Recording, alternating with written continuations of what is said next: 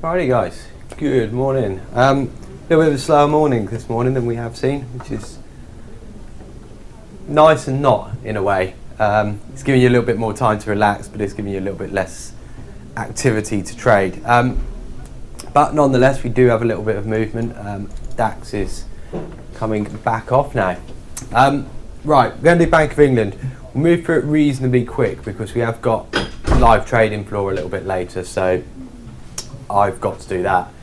So we will wrap this up in an hour and 20. What I wanted to do, because it's Bank of England, is give you lot an overview so you really understand what they're about, the key things that they do, key areas that they move, where you've actually got to trade. Because whilst it's useful to know a bit of history on the Bank of England, i.e. that they're the 8th oldest bank in the world, doesn't actually help you trade. What you do need to know with every single central bank is what their mandate is. Every central bank will be given a mandate either by government or set by themselves. This is what they aim to do for the economy. So Bank of England's, it's a government set inflation target of 2%. This target for the Bank of England is a symmetrical target, which means that they view it as bad to be below 2% as it is to be above 2%. So the Bank of England is more willing to push inflation up and have it overshoot the 2% than perhaps the ECB would, whose target is close but below 2%. So that's the first thing you need to know. Current inflation in the UK is around about 2.5%, so we're above target. Headline inflation I think is just over 3 as well.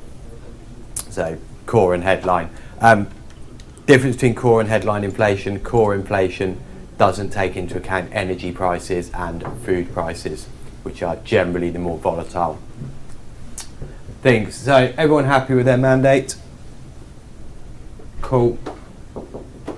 So because of that, at the moment the Bank of England's in a situation of what do? Inflation's high. Inflation's been persistently high. Yet they don't want to hike rates, and this is for fear of wage growth, that they're not getting the wage growth that they want. And that's why they've not been hiking rates. They did hike in November, so we got one hike in November up to 50 basis points.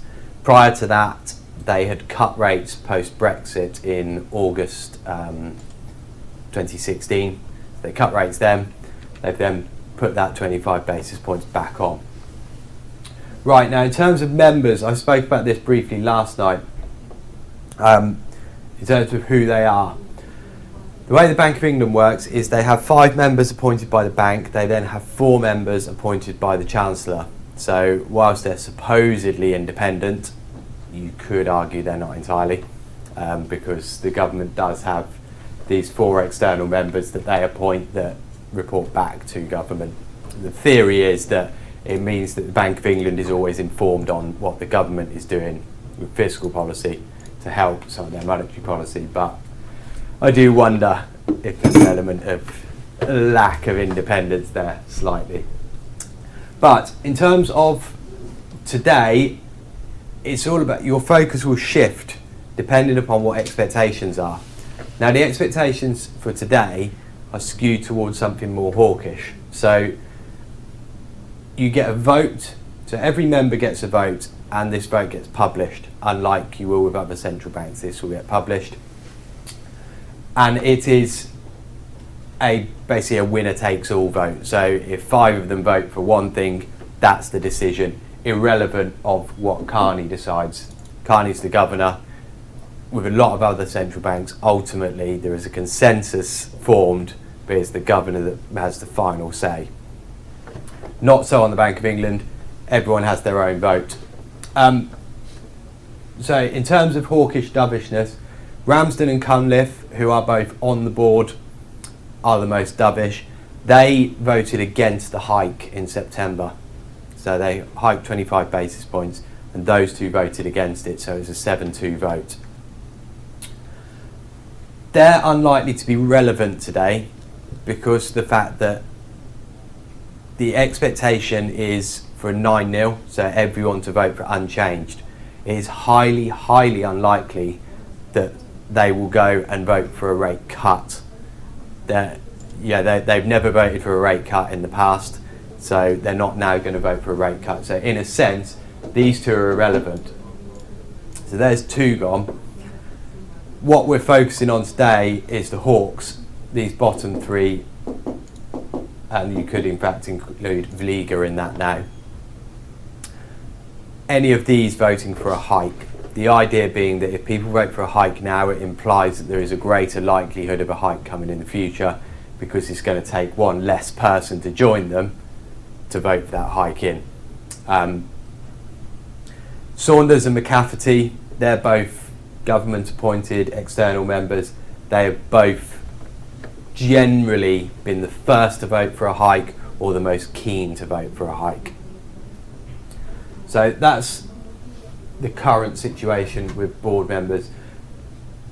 It's just worth always having a rough idea of who's on the board of any central bank, because if you get a comment from Ramsden in the news and he says, I don't think the Bank of England should change interest rates for the next 2 years, is that such a big deal? You know that's kind of his stance anyway. If you heard that from McCafferty, that would be a big deal. It would basically say that he's not going to vote for any hikes, which then means if the most hawkish person is not voting for a hike, you've got to find 5 out of the rest to vote for a hike. So very important understanding the hawkish dovishness of each of your central banks. Bank of England is probably the nicest and simplest because there's only 9 of them, aside from Bank of Canada, which only has 6 in fact. So they're the 2 easier ones. ECB has got tons, as has the Fed. So they're the members. I have got when their terms end, so we're actually going to see this year 2 of the more hawkish members disappear off the board. So you could, as the year progresses, actually become slightly more dovish on the Bank of England as they leave. That said, we don't know who they'll be replaced with yet. They could end up being replaced with someone much, much more hawkish. Right, so that's members. Everyone happy with Bank of England members? You won't hear anything from any of them today. You will only hear from Mark Carney. Because this is a policy meeting, they have a blackout period from a week before. So no one can say anything from a week before, theoretically. It does occasionally happen. We'll talk about that when we do ECB in a little bit more details. You get 8 meetings every year, 4 of which for the Bank of England are a quarterly inflation report. So what you get with that is you get economic forecasts. You also get a press conference. In the press conference, you will get a lot of questioning of Carney about the inflation report, about monetary policy going forward, his views on Brexit probably. These can all offer opportunities. With the Bank of England, however, the majority of information does come early on, because you not only get the quarterly inflation report, but with every meeting you also get the rate decision, the vote split, and the minutes as well. So the minutes explain what happened. Previously, prior to I think 4 years ago I think, they would put out the rate decision and a small statement, and then the minutes would come 2 weeks later, and that's where you would get the vote count and more information. So you actually ended up with 2 opportunities to trade.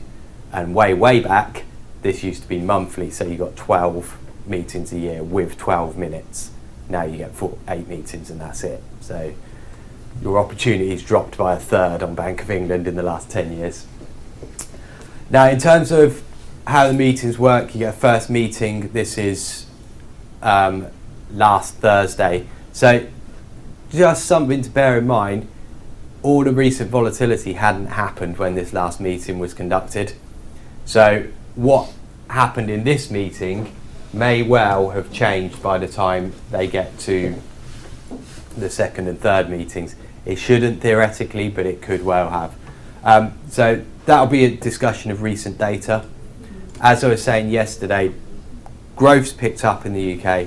Inflation's reasonably flat but still higher than they would want it. Wage growth is also picking up. So overall, reasonably good numbers for the UK. This Monday they will have had a final meeting on what the most appropriate policy stance would be. This will be where they'll put forward various different ideas, discuss them among themselves, and then finally, day before the decision, so they will have had the most recent moves happening, and this could have swayed some people a little bit.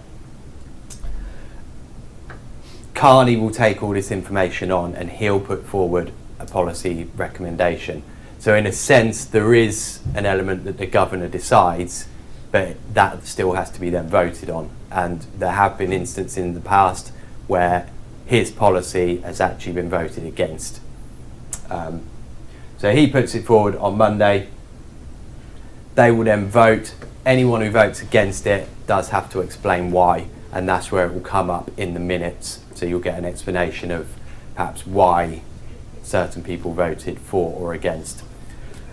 We'll come on to it in a minute in the way they actually phrase that, and they'll say who voted against it, but they will not actually say specifically why they voted against it, and they will give a vague catch-all phrase for the reasoning. So you don't know exactly who's voted against it.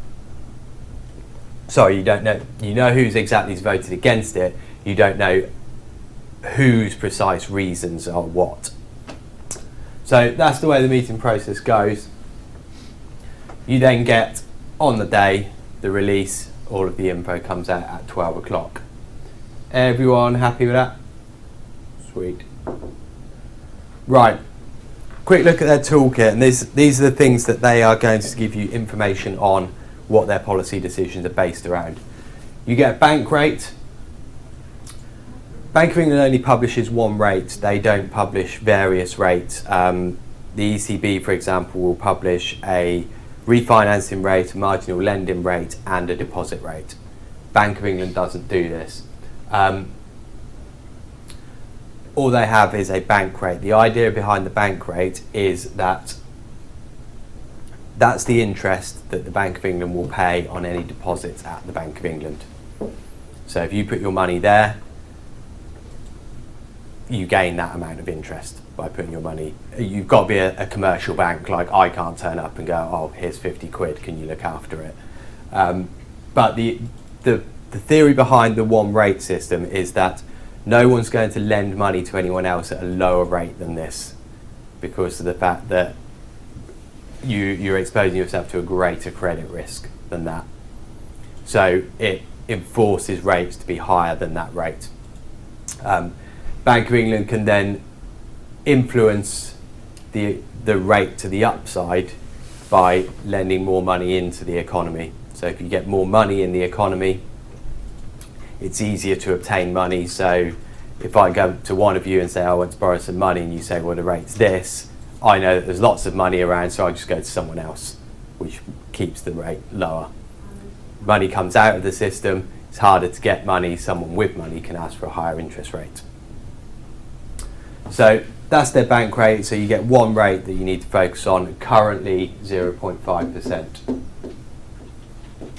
Expectation at the moment is this will rise to 0.75 in Q3 this year. That's what the Bank of England also stated at their November meeting as well. So they expected 0.75 Q3, so you'd assume September, pretty much. There is, however, a 50-50 expectation at the moment that it could rise in May. So that's the focus point really for today, what they're going to do in May, or what they're going to indicate they might do in May. Next things, they've got an asset purchase facility, which is 435 billion of bonds and then 10 billion of corporate bonds. The way the Bank of England's asset purchases work, and this is QE basically, is that's the maximum they will purchase up to. So they will start buying bonds up to a certain amount. So effectively, they just expand their ownership of government bonds up to 435 billion. What they then do is they then manage these bonds. So effectively, by having all of these bonds, they bought them from different banks. They printed money, handed it out to the banks. So effectively, there's now more money in the economy, and the bank owns those bonds. If they feel that that is creating artificially low interest rates, what they can do is they can sell those bonds back to the banks, withdraw the money from them. That way it takes money out of the system, which effectively lowers rates because there's less money to go around. Other area, they've got a term funding scheme, which they did recently actually increase to 115 billion. So that's now the new term funding scheme. Now the idea behind the term funding scheme is that banks can borrow additional money from the Bank of England, but only on the premise that they will actually lend this out to the wider economy. Previously, what was happening is, in the case of the asset purchase facility, they would sell their government bonds to the Bank of England, take the money, and then put the money back at the Bank of England and receive the bank rate on it. Not actually benefiting the economy in any way, but basically giving the banks some free money. So it's very, very useful for the banks. You could argue that provides more stability in the economy, but nonetheless it wasn't actually helping. So the point of this was to actually force money into the economy. So yeah, they can borrow additional collateral. As long as they're lending it, and it encourages pushing out of lending. The one other rate that they do have is they have a discount window facility. The idea of a discount window is if you come into some kind of big trouble as a bank, i.e. no one will lend to you overnight, so you can't fund your payments the following day, you can go to the Bank of England. They will lend to you as long as you are solvent, i.e. you have adequate high quality collateral. So if you've got quite a lot of government bonds, you go to the Bank of England and say, can I have some money? I've got a load of government bonds. So it's a way of preventing any kind of major shocks. They will get charged interest on this though, on that borrowing, and it's charged at a more punitive rate, so the rate will be notably higher than the current bank rate. I think current discount window facility is 1 or 1.5%, but rarely used. The whole point of it is it's used in a crisis. It's used when someone really, really needs that money.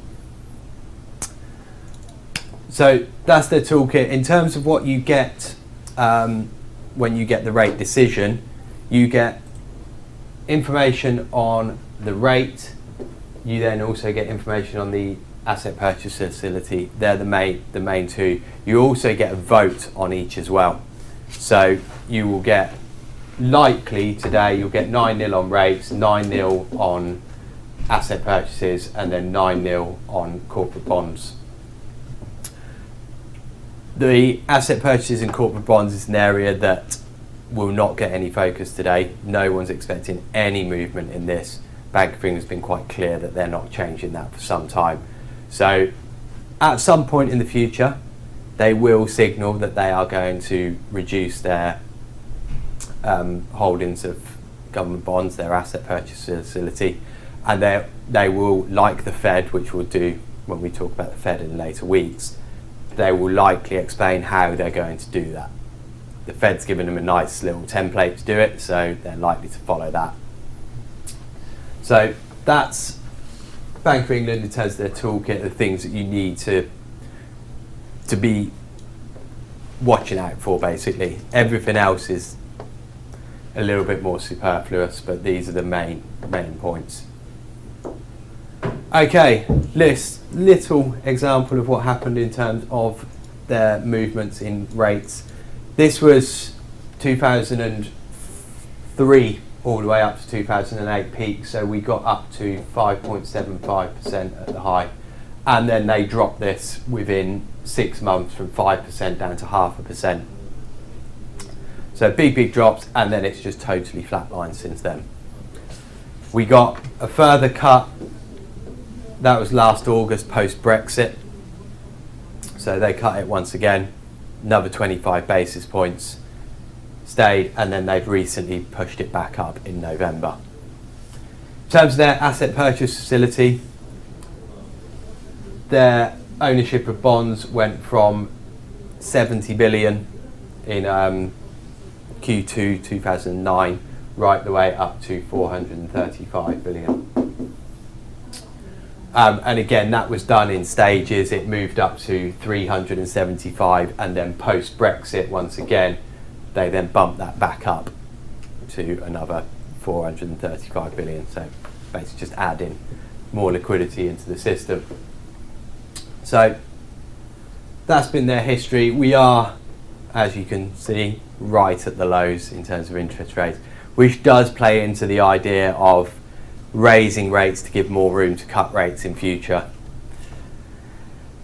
I'm not sure of how well that would go, in the sense that if they did that, would the market really believe the cuts are actually doing anything, or would the market preempt the cuts, i.e.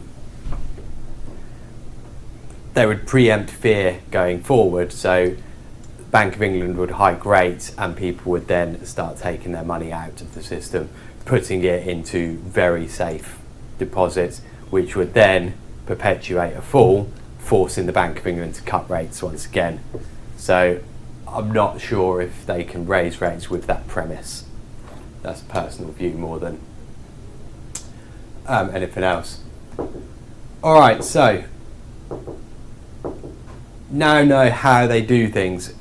The biggest thing in terms of actual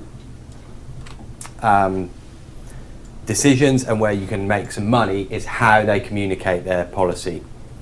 So at 12:30, it's quite a nice structure for the Bank of England. What you get is you get 12 o'clock, and you get a very specific order of the way they release things. So yeah, nice, simple. First up, Bank of England interest rates. That's the first thing to be looking for. Now, when it comes down on your Reuters, crucial thing is read from the bottom up. If you don't, the first thing comes out is the rate, and then everything comes on top of it, and it scrolls down the page. So if you read from the top down, you'll miss the point there, and the market will have moved by the time you get to it. So make sure you read from the bottom upwards. So first up, Bank of England rate decision. This is generally a really straightforward binary trade. Either they change or they don't, and that's your trade. Today's instance, the chance of them hiking is tiny, but it could happen. So it is still something to watch for. If you see that go to 0.75%, I would expect you would see cable move 2 points to the upside very, very quick. You'll probably not be able to get in for the first 75 ticks of that. It will move exceptionally fast because it is a complete outlier. So that's your first area. Next bit is your vote breakdown. And this is what I call a specified binary trade, in the sense that there are very clear options that are going to produce a trade. Other options will not produce a trade. So ultimately, your choices are going to be 5-4, 6-3, 8-1 or 9-0. One or two of those creates a trade. Now, the expectation today is for 9-0. However, I did just hear the guys talking that someone on Bloomberg is saying potentially 7-2, which now clouds the water a little bit. So for me today, the vote that I think is the mover is if we get a 6-3, or if we get a 5-4. 5-4 will be really big. They're the two hawkish vote stances. 7-2, I think we still get a move. but I think it's a move that could jump up in the pound and then come back quite quickly, depending upon what other information we get. So that's the next area to look for, and these do come down pretty much in sequence. You'll get the rate, then you'll get the vote. I'll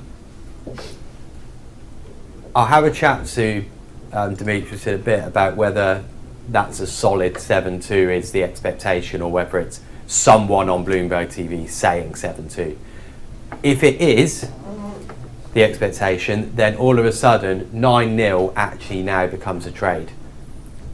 With the expectation at 9-0, previously I felt that 9-0, absolute no trade. 8-1, there's always a possibility that McCafferty or Saunders could go for a hike, so I wouldn't have traded 8-1. 7-2 and 6-3, I feel are a hawkish trade. If the expectation is now 7-2, then 9-0 becomes a dovish trade. And so that's a sell the pound trade. Right, next up, after you've gone through those two, so if nothing changes here, you're then straight onto their forward guidance. This is where it becomes a little bit more tricky. This is where the Bank of England are not always the most clear in what exactly they're trying to say.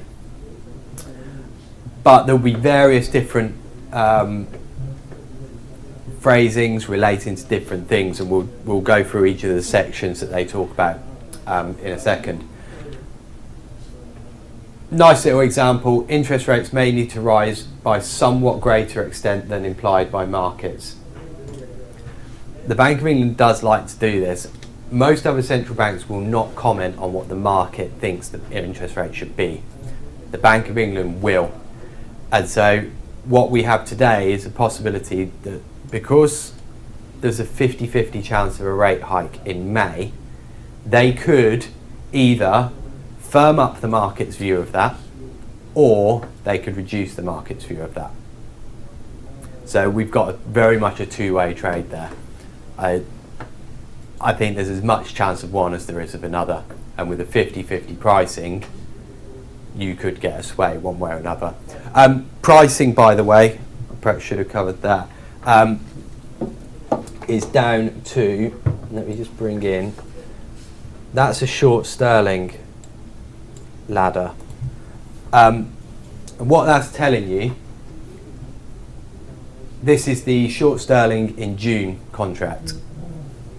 Price currently 99.29. Now, what that's showing you is what the interest rate's going to be in June. The way to work it out is 100 minus the price, which equals 0.71. So actually it's pricing in slightly more than a 50% chance of a 25 basis point rate hike. That is by June though. And because this is a futures contract, it's not priced exactly right because there's other factors that go into it, i.e. the opportunity cost of the interest rate you're missing out on in those 6 months. But nonetheless, this is effectively showing you that there is a rate hike expected, certainly before Q3. So the Bank of England could try and price this back out by suggesting that the market has perhaps priced in an earlier rate rise than would necessarily be expected. So that's the way to work it out. Unfortunately, you guys don't have ICE, so you won't be able to watch it. What I will do though is I will put up this ladder on the board so you can see how it moves. Don't expect much. If it goes past there or past there, I'd be surprised. It's not going to move much, but you will see certainly a little bit more activity. I would expect the range to expand a little bit more than where it currently is. And yeah, just watch the size that trades for it. You know, currently we're 34,000 on the bid, 33,000 on the offer. Quite a bit is there, but nonetheless, it's only traded 15,000 lots. So you will often see, as soon as the decision comes out, it might say 34,000 bid, and all of a sudden it will be 300 offered, and it won't necessarily go bid. That's the difficulty. But it could, if it then goes bid for another, say, 20,000, and the next offer pulls, that's where you could start seeing it tick up a bit. So yeah, that's where, when I talk about pricing, that's where I'm getting the pricing from. As a rough judgment, is if you can have them up, it's always a good thing to have up next to your ladder for these interest rate decisions. So that's one of their pieces of forward guidance, that they will tell the market whether they're right or wrong in their assumption of rates going forward. And finally, we do have inflation forecasts today, or well, it's not just inflation forecasts. You get inflation, you get growth, you get unemployment forecasts. This, I think, after all the rest of the information has come out, is likely to be the probably the least significant part. What we are looking for is, you're looking basically at how it shifts from November forward. The expectation is that we will get an increase in GDP going out towards the end of this year, or an increased forecast on GDP. You will also get a small increase in CPI as well. So unless you get a very big bump up in inflation or growth forecasts, you're unlikely to see too much from there. So that's how it all comes out in terms of how you look at it. Rate, vote, communication, forecasts. It will vary, and there'll be some months where everyone is focused solely on the forecast. So every time you come into a central bank, you've always got to work out what the most relevant bit of it is. But today, I think it's going to be on the language and on that vote. All right, let's go and have a look at their forward guidance. This is actually from the Bank of England website, where they explain their forward guidance, how they changed it. Effectively, what they used to do is, it was a employment rate based guidance. So they said back in 2013, we will not hike rates until unemployment rate falls below 7%. Unemployment rate fell below 7%, quite notably. Unemployment in the UK is now down to about 4.5%. And so the Bank of England decided that actually that's not a good judgment of it, and just moved to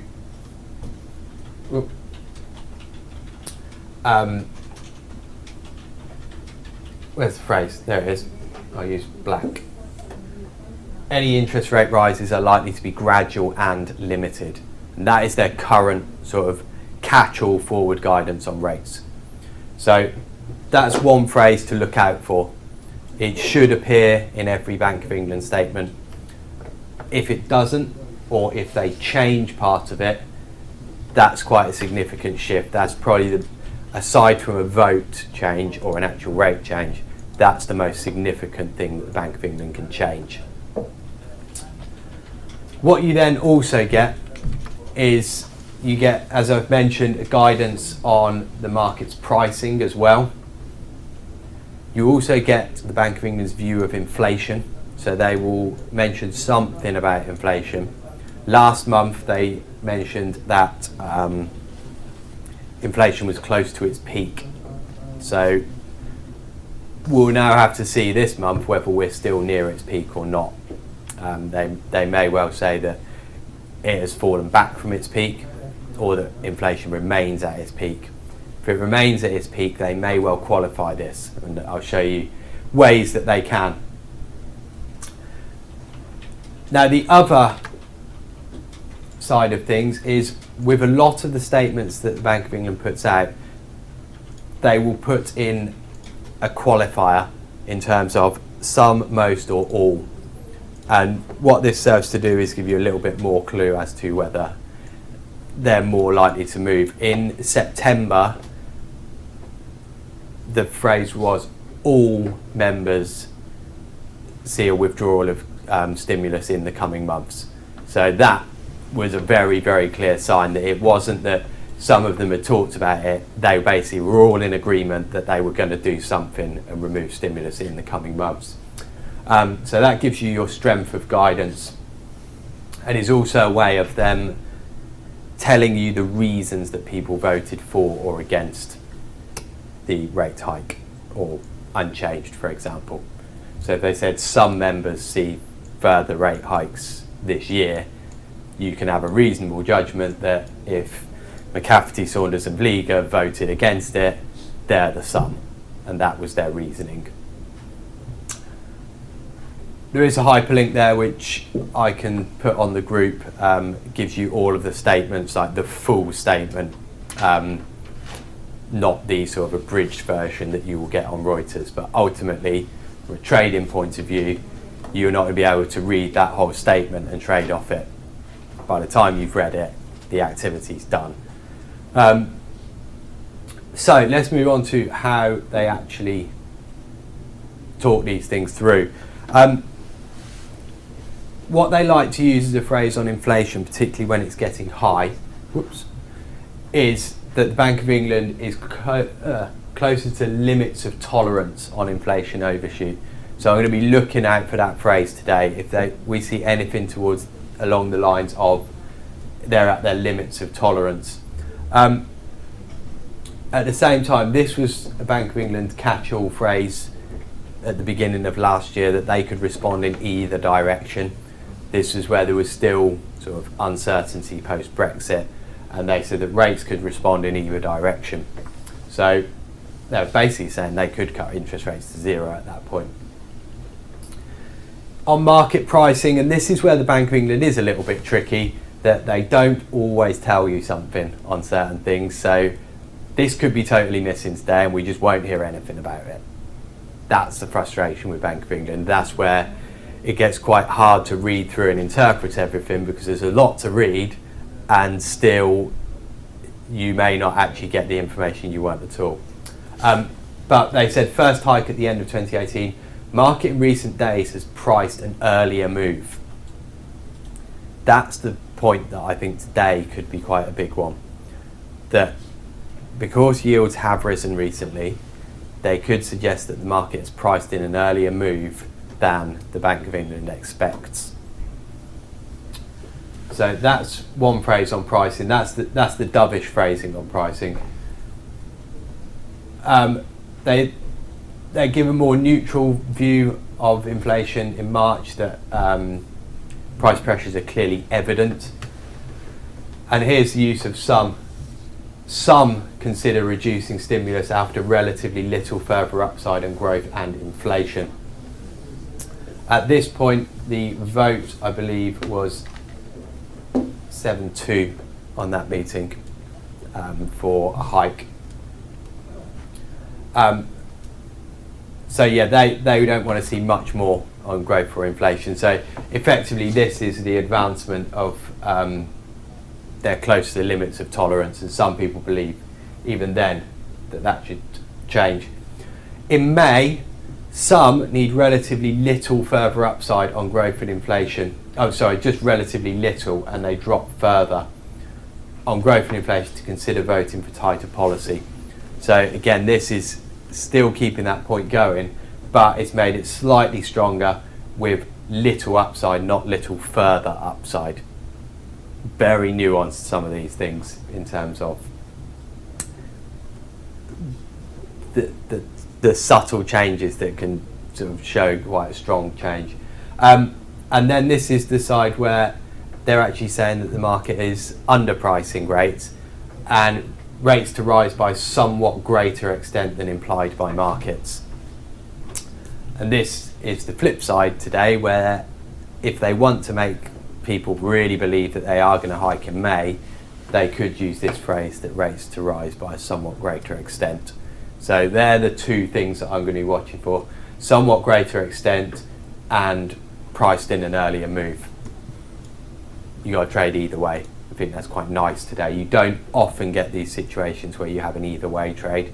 It's usually a case that it's either a hawkish or a nothing event. Again, June, CPI could exceed 3% by autumn. Tolerance for above target CPI is being eroded.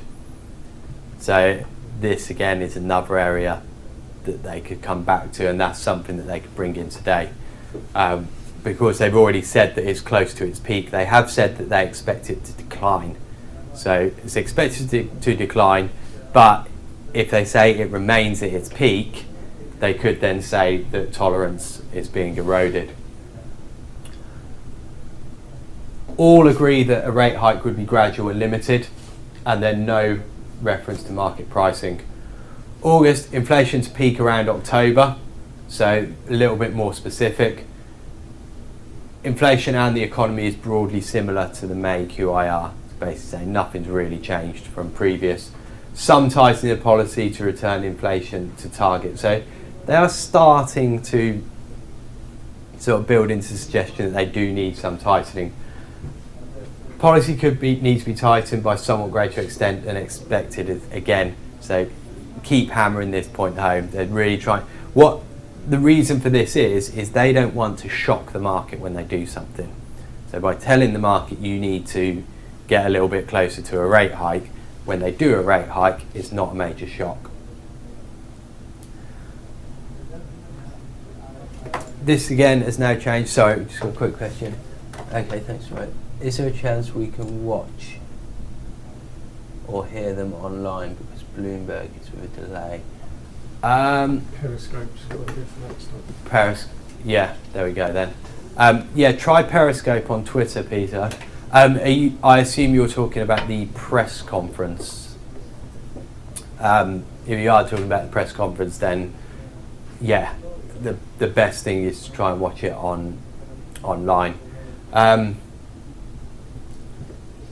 In terms of actually viewing the rate decision, if you watch the live trading floor, you will get the votes come up on that, and I'll also get a box up that will give you the run through, so all of the text that comes down as well. All right, so come September, they now acknowledge that inflation is to rise above 3% in October. So it's gone from, it could exceed 3 in August, it will peak in October, they're now saying it will rise above it in October. Most judge that some withdrawal of stimulus likely over the coming months, increases will be gradual limited. So now it's changed from some to most think that, basically saying that we're all happy to vote for a hike coming up. All judge that policy rise could be faster than market expects as well. So that's a definite strong hawkish shift there, that they're basically saying market needs to price it in, and most of us think we're going to withdraw stimulus. Final thing in November, and this is a sort of other phrasing for inflation, they talk about spare capacity or slack in the labour market. The idea of spare capacity is that if you have spare capacity is basically whereby the economy can grow without pushing up inflation. If you get to a point whereby the economy can't grow anymore without creating wage pressure and pushing up inflation, then you have no spare capacity. So spare capacity has been eroded a little bit more rapidly. Slack is fairly limited. So again, slack and spare capacity are slightly interchangeable. Slack slightly more relates to the labour market. All agree that future rate rises are to be gradual and limited. This was the one where they did actually hike rates, and the clues were all there in the September meeting. So this would be the quite extreme version today if we do get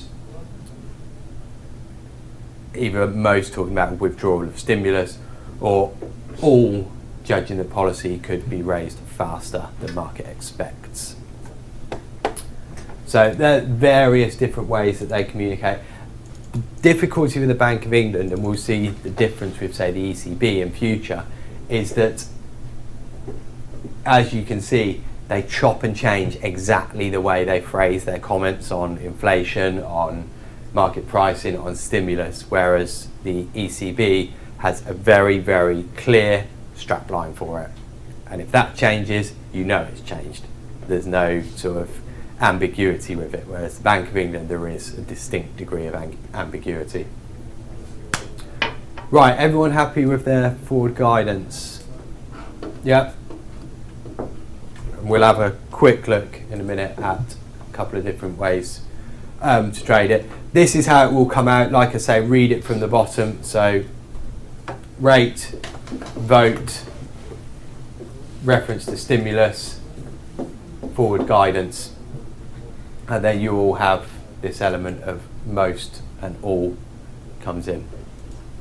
So what I will do is I will have this highlighted, so when it comes in the box, your eye should move towards anything that's highlighted at the beginning with most and all, because that's going to be a phrase that's important.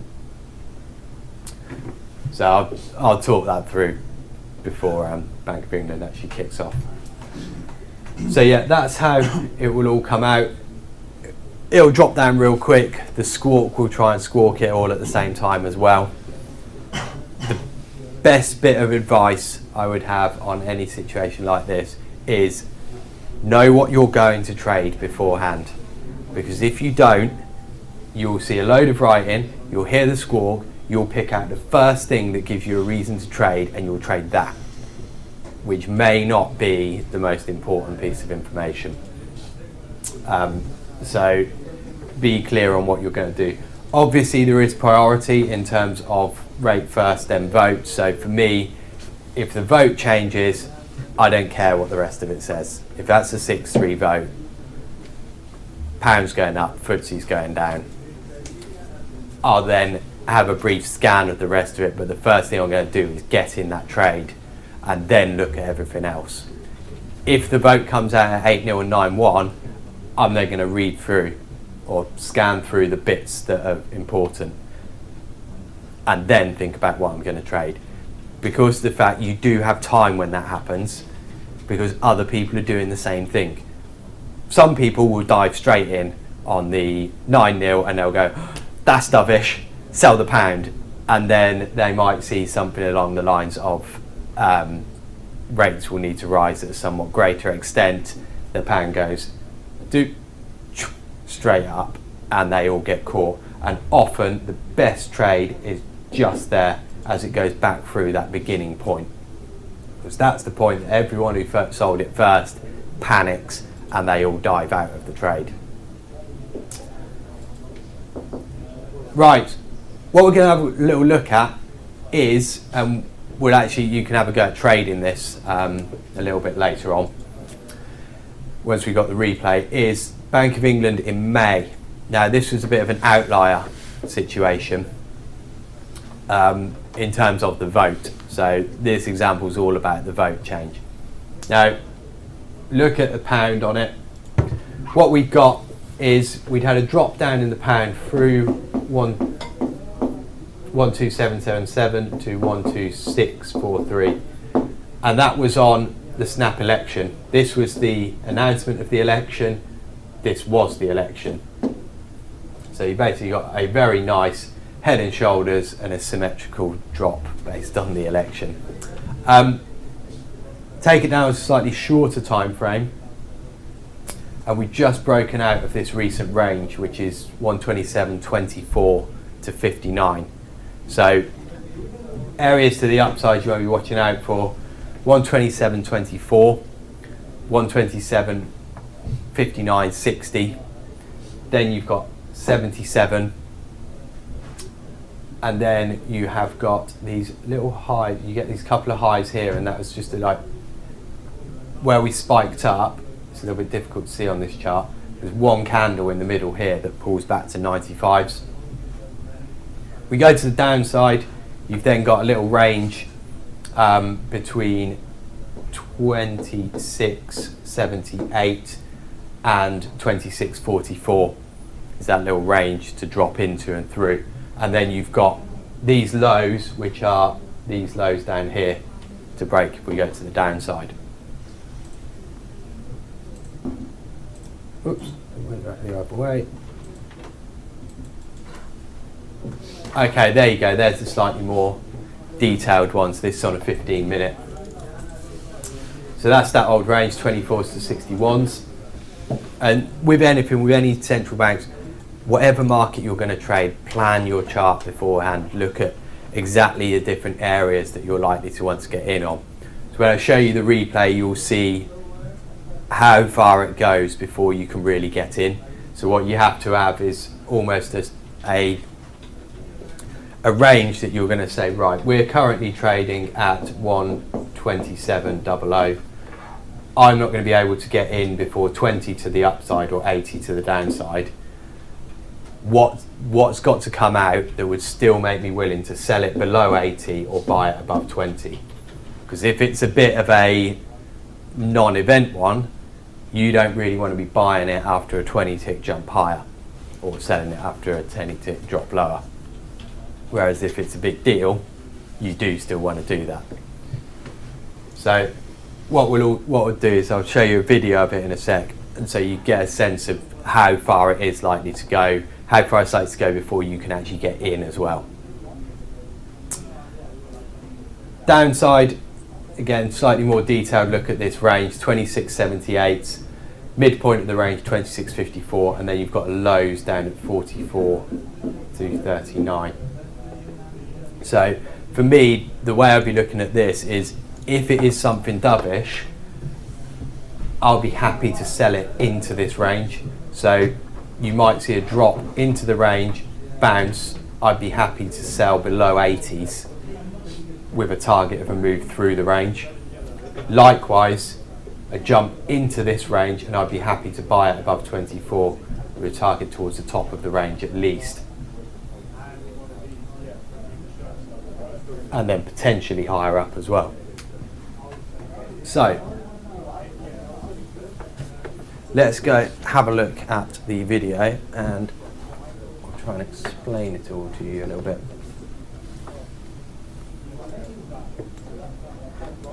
Okay. Right. Let's make this a little bit smaller.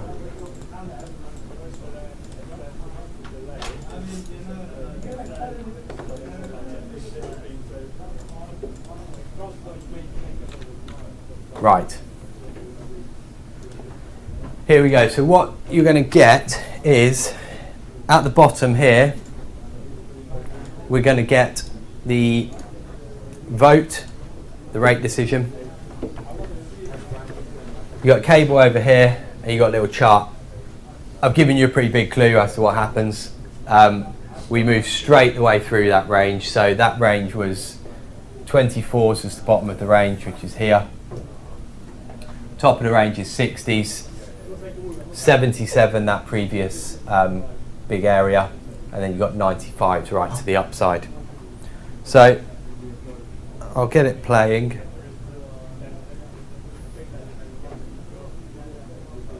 I think this might go for about a minute before we...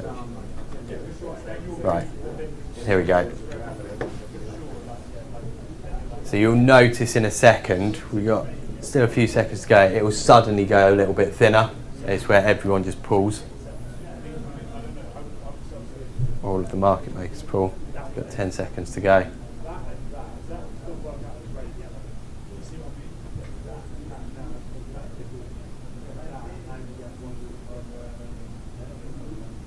We've got a little bit longer than that. So there you go, everyone's pulled, so that's about 5 seconds to go now. You see how everything's just disappeared. And that's about 5 seconds, 10 seconds to go.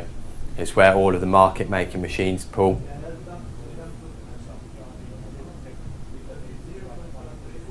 And then,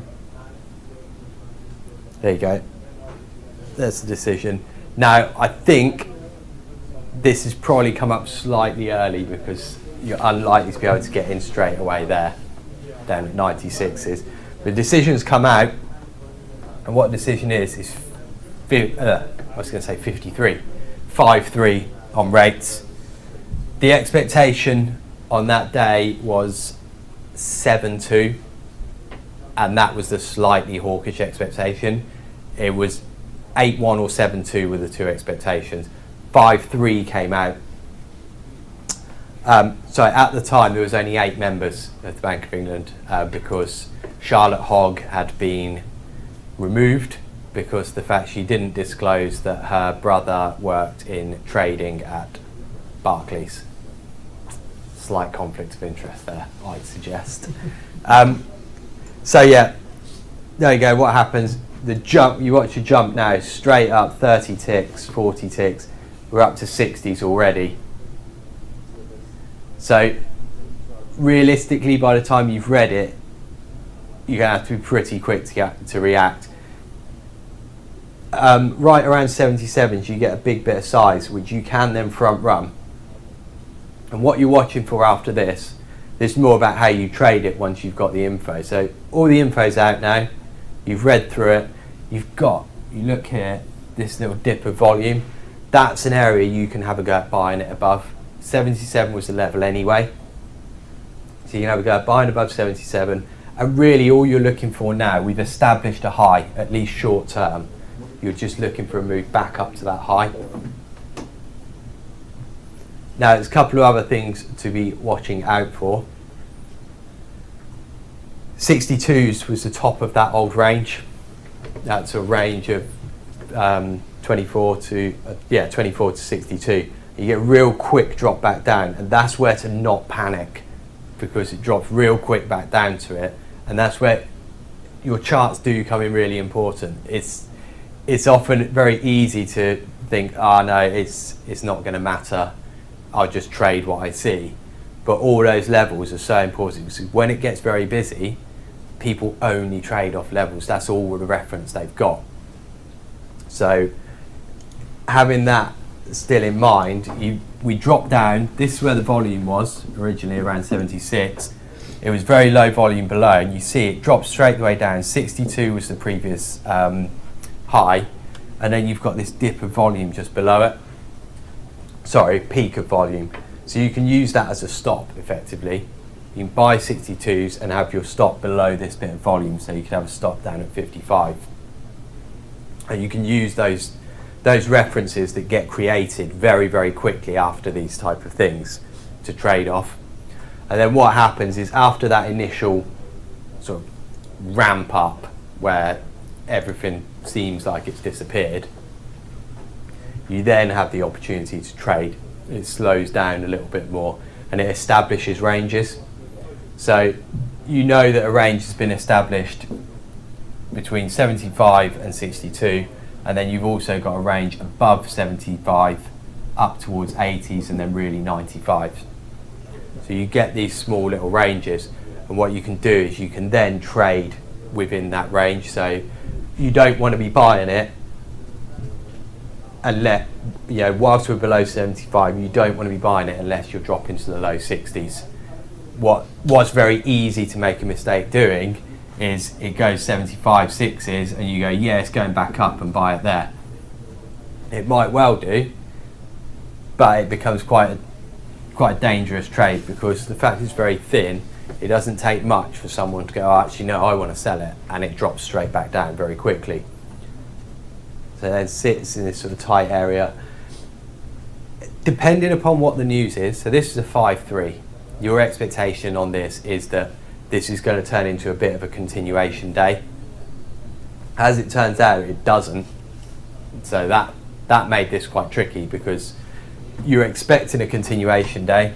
You're expecting the market to break the high that it creates in that first minute and then continue to trend on, and it doesn't do it. So that I definitely recall catching people out, because you got back up there and people try and buy it through the high for a continuation. Didn't actually turn out that way. But the idea is you're buying those pullbacks, looking for that continuation bit. So you've got a couple of different ways of doing it.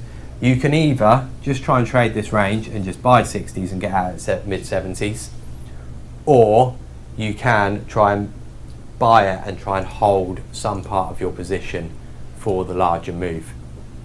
Now, what's difficult with any central bank trading is, after seeing that initial charge higher, it's very easy to then assume that speed is going to remain. And what you need to do is take a step back and actually think to yourself, no, wait, we're sitting in a smaller range now, I can take a little bit more time about it, and then start to trust your trade. You see now it jumped back above 75. Now you can assume that we're now in this range of 75s up to 78, 90s. You can see I got carried away trying to buy it through the high, didn't go, and it comes back down. And then it starts to slow down. And you do get this, you look at the volume here, trades about 6,500 lots in a minute on that first minute. This then drops very, very quickly back less than 1,000 within about 5 minutes. So volume and movement will drop off reasonably quickly. Doesn't necessarily mean that you have to hit that first bit of the move and that you have to be in on that very first spike. The only way that I'm willing to get in and try and just hit market on things is if it is a very much outlier, i.e. 6.3 or 5.4 today. I'd be quite happy to just try and hit in.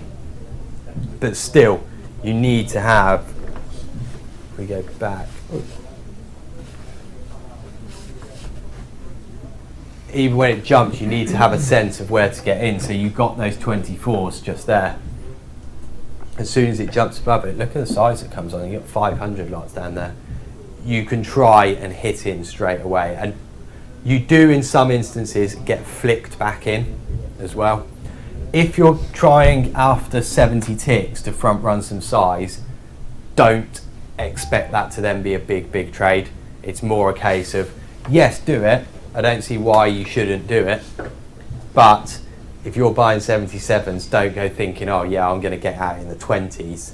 You're looking for 10, 15 ticks there. And that's something that you have to remind yourself as you do it, because you've already seen 70 and you think, well, I deserve 70 ticks. It's not going to do it. It's rare that cable will move more than around about 100, 120 ticks.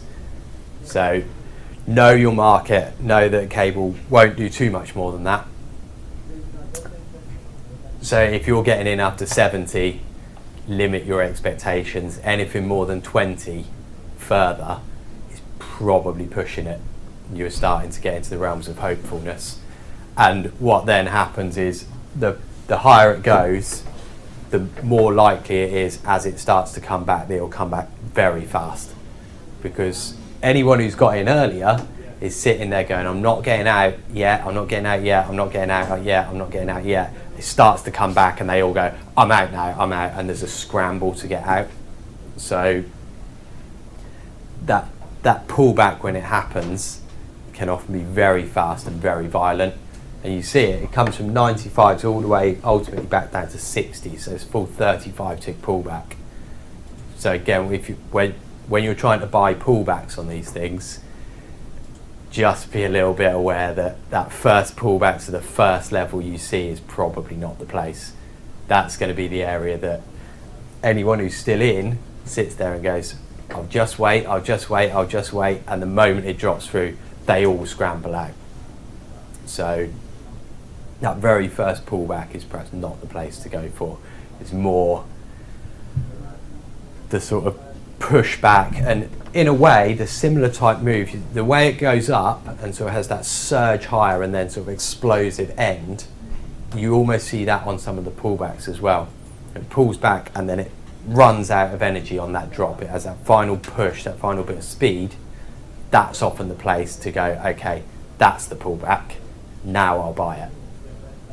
It's a difficult trade to do because you're going against the speed, but generally the time the market stops is when it's hit the sort of its greatest pace. Because think about it from the other side of it, if you weren't in and you saw a market getting so fast, would you really want to buy it then? You know, it's got 100 ticks, it's going very, very fast. How many more people are still there to buy it? Not many. Most people are either in or they're not going to get in. So yeah, it's very counterintuitive that sometimes that it's the easiest thing to do when that first shot up is to buy 95s, because it's the first time that it slows just enough for you to get in, and that moment it slows just enough for you to get in is often the point where the market's going to stop, because now there's no one buying it and everyone who is in goes, oh, it's slowed down, take my profit. So don't get suckered into that really easy choice, and it does feel like the easiest choice, because going against the whole market is the hardest thing to do. And so the easiest thing is always to go, "Oh, there it is, buy the high." So reason I wanted to give you this one is to give you a good sense of how quick it can move, the way it moves, and then how it slows down. It's not all over as soon as it's slowed down. It's just you've then got to step into a more sort of structured way of establishing ranges. You are looking and go, right, well, where's the range here? Where's the range here?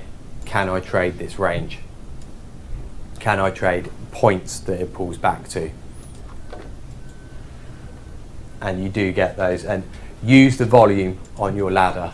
I think that's one of the biggest things, particularly as soon as you get out of range, you'll get a big, or not necessarily a big, but you'll get a notable differences in volume on the ladder, and those very clear drops in volume often will act as support on pullbacks. So you can then start looking at those and go, right, that's where it could pull back to, and it almost gives you levels without having to have a chart with levels on. The other thing that I do as well, I will put a 1 minute chart next to my ladder of whatever you're trading, just so you can very quickly look at it and you've got reference points on it quite quickly. What I do is I will get my hourly chart, go through the levels that I think are big on that, and I'll put those on a 1 minute chart. I won't then put any more levels on it, because any other levels are slightly less important levels. I'm only really going to be interested in trading off the sort of the key clear levels on a bigger time frame chart.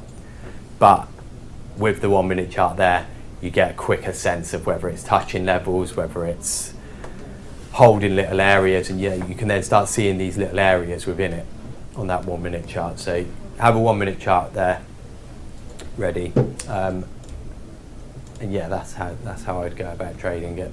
I try not to have too much else going on my screen, so I have a different setup for Bank of England, ECB, Fed.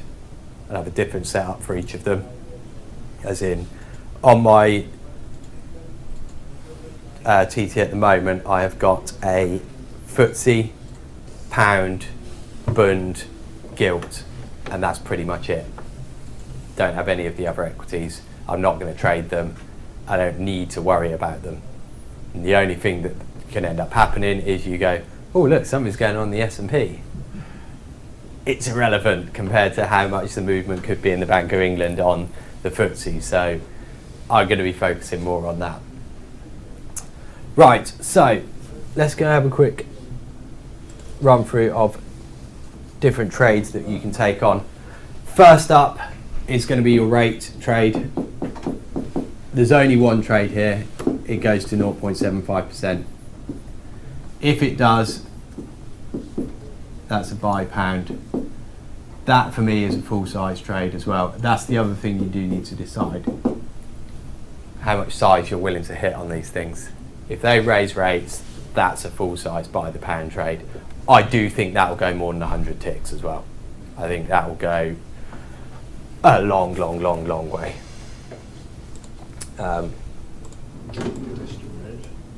Yep. Yeah, I'd be thinking that's 120 ticks up to that low.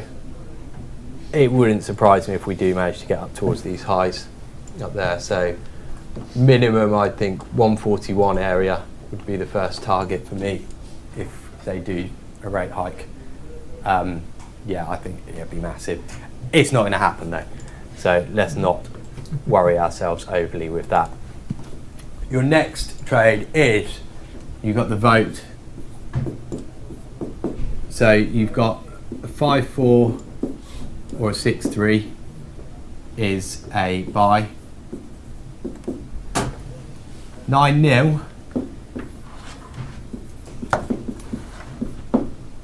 is a sell, but I do not think it will go as far. That is still semi the expectation in 9-0. So I'm still only inclined to have a go at buying this. 9-0, because of the way the pound's set up, I do still think could get a little bit of movement. So there could still be a tradable move because of the fact you've got these lows. And if we do drop, I think you've got 35s at least. So we're still at 90s now, 35s, and then you've got 87s. So I wouldn't be expecting a huge move on this. It very much be, if I can get in within 20 ticks, I'd be willing to sell it. If I can't, I'm not touching it. There's no way you want to expose yourself to risk like that. If it's a rate hike, I'm happy to buy it up here. No problems with that. You know, let it go nearly 100 ticks and I'd still be happy to buy that. With a 9-0 on a vote, no. Because the fact that if it's a 9-0 on a vote, you're probably going to have more focus on the phrasings that they're going to use. So after that, you're then on to their actual phrasing and their wording on inflation, on market pricing. I think that the key ones are you're going to have the somewhat greater extent. Somewhat greater.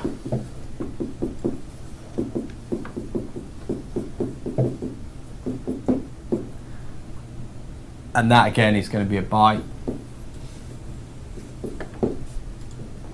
And market pricing, earlier hike.